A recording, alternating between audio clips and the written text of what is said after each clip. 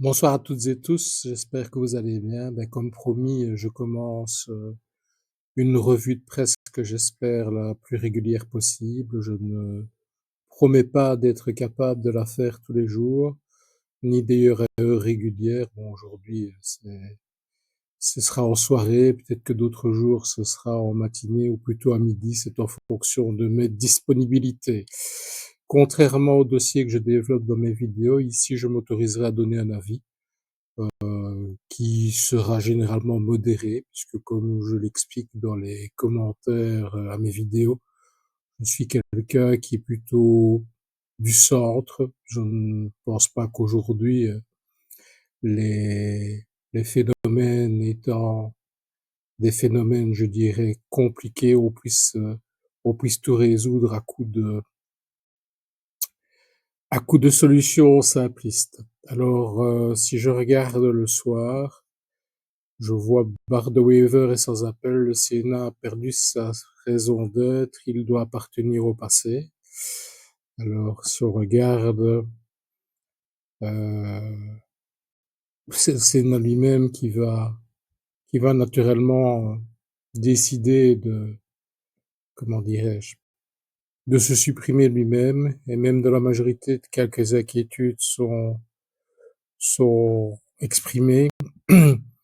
Alors bon, le Sénat, c'est vrai qu'en Belgique, il y a deux chambres décisionnelles. Le Sénat qui avant était réservé à une certaine élite. D'ailleurs, il fallait 35 ans avant pour être sénateur. Je ne sais plus si cette condition est toujours remplie, est toujours d'actualité, pardon.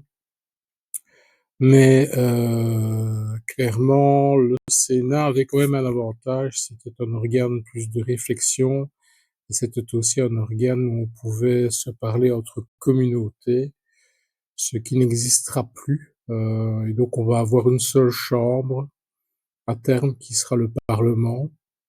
Donc d'un point de vue réduction des coûts, c'est mieux. D'un point de vue fonctionnement d'une Belgique qui par définition est compliquée, je ne sais pas, je m'interroge, je n'ai, j'ai un doute, voilà, clairement, j'ai un doute. Alors, bon, le psychodrame du jour, hein, écolo. Alors bon, je n'ai naturellement pas comment l'abonnement au soir, mais les quelques lignes qui sont données à tout le monde suffisent, hein. Les deux coprésidents d'Écolo ont acté leur rupture et leur incapacité de continuer à gouverner le parti ensemble. Je ferai une vidéo un peu plus détaillée demain sur le sujet. Disons que Samuel Kogolati était plutôt un réformateur, quelqu'un qui voulait changer rapidement le parti écolo, tandis que Marie Lecoq, elle était plutôt quelqu'un qui voulait y aller progressivement. Bon, ce qu'on peut regretter ici quand on lit, c'est que Madame Kogolati aurait été prévenue avant la réunion du, comment est-ce qu'ils appellent ça? Donc, au bureau politique des écolos. Donc, elle aurait appris une heure et demie seulement avant la position de Samuel Kogolati, qui était de proposer une démission collective. Et bon, ici, finalement, la question qu'on se demande, c'est bon, ok, on va pas acter qu'ils vont divorcer, qui va garder les enfants, quoi. Ou est-ce que les enfants vont être gardés par l'un des deux, rejoints par une autre personne, puisque je rappelle à Écolo, la règle, c'est deux coprésidents, un homme, une femme, une personne qui vient de Bruxelles, une personne qui vient de Wallonie. Bon, nous verrons. C'est clair que ça ne va pas aider le parti écolo à se redresser, lui qui n'était déjà pas bien vaillant.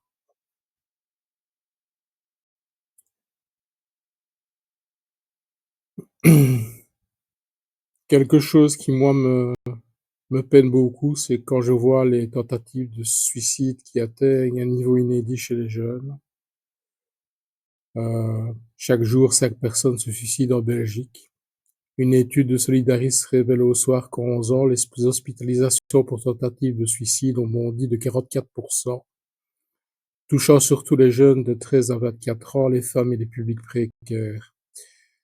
Bon, pour, avoir eu dans mon entourage des personnes qui ont dû gérer, le suicide d'un de leurs proches, heureusement, en ce qui me concerne, je n'ai pas été concerné par ce type de drame, mais je l'ai vu chez d'autres, c'est affreux.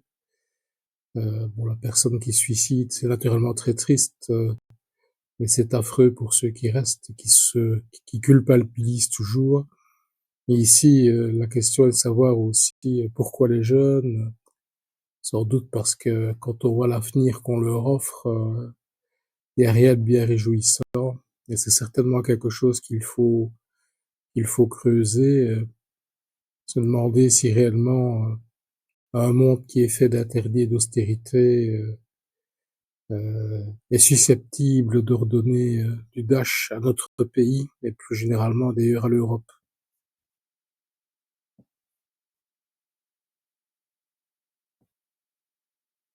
Bon, Alexander De Croo qui prend la tête du programme des Nations unies pour le développement, je vais simplement, me contenter de dire: «J'espère qu'il sera plus efficace que ce qu'il n'a été, en Belgique». Je ne suis pas très footeux, donc je vais passer Rudy Garcia.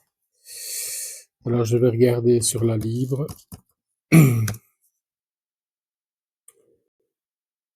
Bon, écolo, on en a déjà parlé, on va pas y revenir. Qu'est-ce qu'il y a qui pourrait être intéressant pour la Belgique?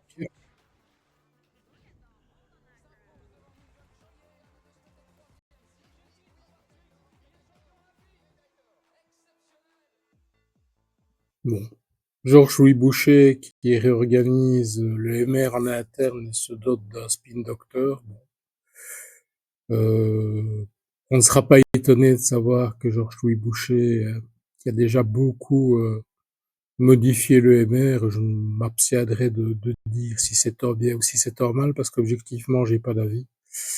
Continue, bon, ben, au moins on ne pourra pas lui reprocher de vouloir changer les choses, y compris au sein de son propre parti.